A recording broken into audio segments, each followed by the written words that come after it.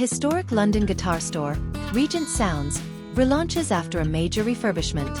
The space on Denmark Street, which itself has long been nicknamed Tin Pan Alley, and known for its guitar and musical instrument shops, is now 4 times bigger and features a new lounge displaying vintage and high-end guitars, including a 1949 Gibson ES-5 owned by T-Bone Walker.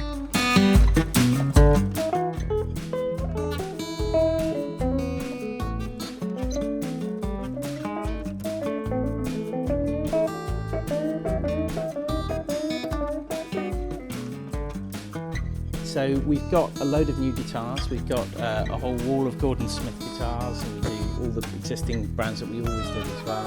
We've got a lounge opening upstairs, which is going to be our high-end and vintage lounge, and that opens next week. And that's a first. So we're really excited about that. There are also soundproof booths for music fans to try out guitars. A new book about Walker's 49 ES-5, Electric Blues, T-Bone Walker and the Guitar That Started It All, by Tony Bacon will also make its debut.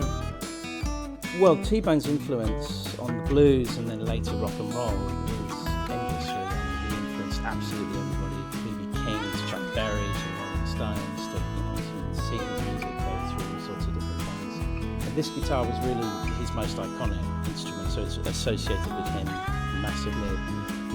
It has a very particular sound. And the way he used it and his kind of showmanship, he created all of the rock and roll drama that you later saw with Chuck Berry and everything. He's playing guitar behind your head, doing the splits, that kind of stuff. And he did most of that with this guitar. In the store are prints of clippings and pictures of the famous music stars who used Regent Sounds studio in the 1960s and 1970s, including Jimi Hendrix, the Rolling Stones, and others. A lot of younger bands started to come along, as you know, in the 60s, and they started finding this place and they went, it sounds great, it's cheaper and all the rest of it. And because it wasn't tied to any labels, they had a lot more creative freedom here. So that's when you had acts like, when the Rolling Stones came here, they really loved the fact that they had creative freedom. So they recorded their whole first album here, and 90% of their second album, and their first EP, and various other things. And once the Stones had done recordings here, obviously all the other 60s bands wanted to come here. So you had all sorts of bands. David Bowie did his first recordings here.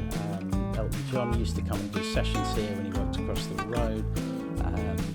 You name it, every British band you can think of at some point, and every British guitarist kind of came through here.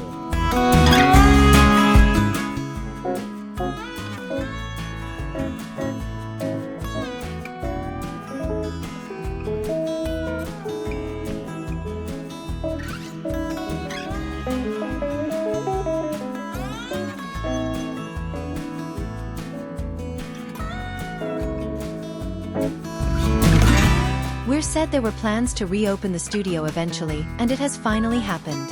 For more such uninterrupted content, subscribe to No Intervals.